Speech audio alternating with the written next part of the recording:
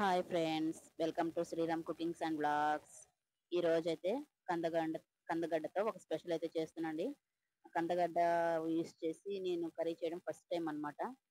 So ఎందుకు ఇలా try చేయాలనిపించింది, so అందుకని ట్రై చేశాను. కందగడ్డ, ఎండు చేపలు, కోడిగుడ్డు అండి, మూడు కలిపి పులుసు అయితే చేశాను. టేస్ట్ అయితే చాలా బాగుందండి. వేడి వేడి అన్నంలో ఇలా రైస్ కూర వేసుకొని తింటే చాలా బాగుంది. సో మీరు కూడా ఒకసారి తప్పకుండా ట్రై చేసి చూడండి. కాంబినేషన్తో చాలా బాగుంది. ఇప్పుడైతే ప్రాసెస్ చూద్దామండి. కందగడ్డ, ఎండు చేపలు, కోడిగుడ్డు పులుసుకి ఇలా స్టవ్ ఆన్ చేసి ప్యాన్ పెట్టుకొని ఆయిల్ వేసుకుని, ఆయిల్ కొంచెం హీట్ ఎక్కిన తర్వాత ఆవాలు జీలకర్ర వేసుకోవాలండి. ఆవాలు జీలకర్ర చిటపటలాడిన తర్వాత ఆనియన్స్, ఒక 3 ఆనియన్స్ అండి స్లైస్లుగా కట్ చేసుకొని వేసుకోవాలి. వేసుకొని బాగా కలుపుకోవాలండి. ఇవి కొంచెం ఫ్రై అవ్వాలి. చూసారు కదా, ఇలా ఫ్రై అయిన తర్వాత మనం 3 టమోటాలని, పెద్ద సైజు టమోటాలు ఒక 3 టమోటాలని ఇలా ముక్కలుగా కట్ చేసుకొని, టమోటాలు కరివేపాకు కూడా వేసేసుకోవాలి. ఇలా వేసేసుకొని మొత్తం కలిపేసుకోవాలండి. సో ఇవి మగ్గడానికి ఇప్పుడు కొంచెం ఉప్పు అయితే వేసుకోవాలి. ఇట్లా ఉప్పు వేయడం వల్ల టమోటాలు తొందరగా మగ్గుతాయండి.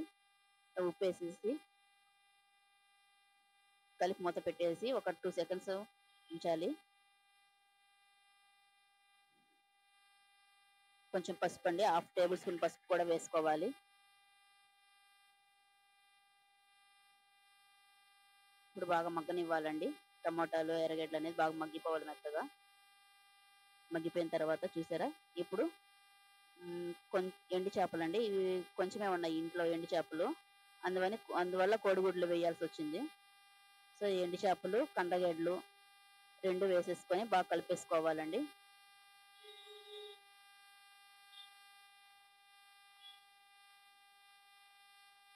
ఇలా మొత్తం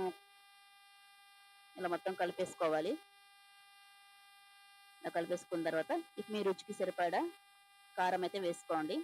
మీరు ఎంత కారం తినగలరో అంత వేసుకొని ఒకసారి కలిపేసుకోవాలండి. ముక్కలన్నిటికీ కారం బాగా పట్టేటట్టు బాగా కలుపుకోవాలి.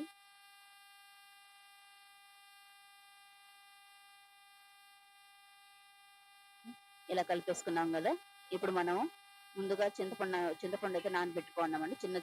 నిమ్మకాయ సైజు చింతపండు అయితే నానబెట్టుకున్నాము. సో ఇప్పుడు అది రసం తీసి ఇందులో పోసుకోవాలి. చింతపండు రసం కూడా వేసుకున్న తర్వాత ఇవి ఒకసారి కలుపుకొని, ఇప్పుడు మన కూరకి ఎంత నీళ్ళు అయితే అవసరం అవుతుందో, గ్రేవీకి ఎంత నీళ్ళు అయితే అవసరం అవుతుందో అన్ని వాటర్ అయితే వేసుకోవాలండి. ఇలా వాటర్ వేసుకొని మళ్ళీ ఒకసారి కలిపేసుకొని మూత పెట్టేసి ఒక 5 మినిట్స్ మీడియం ఫ్లేమ్లోనే బాగా ఉడకనివ్వాలండి. 5 మినిట్స్ తర్వాత చూడండి, ఇలా కాస్త వాటర్ ఉన్నాయి కదా, ఇప్పుడు కోడిగుడ్లు అనేది ఇలా వేసుకోవాలి. ఉడకబెట్టిన గుడ్లు అండి, ఇలా వేసేసుకోవాలి. మామూలుగా కోడిగుడ్లు కొంతమంది ఆయిల్లో ఫ్రై చేసుకొని వేసుకుంటారు. సో నాకు అట్లా ఇష్టం ఉండదు.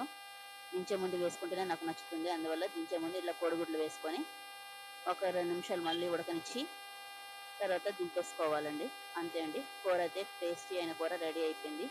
సో ఈ వీడియో నచ్చితే లైక్ చేయండి, నా ఛానల్ సబ్స్క్రైబ్ చేసుకోండి. చూసారు కదా, గ్రేవీ కూర అయితే చాలా బాగుందండి. బాయ్.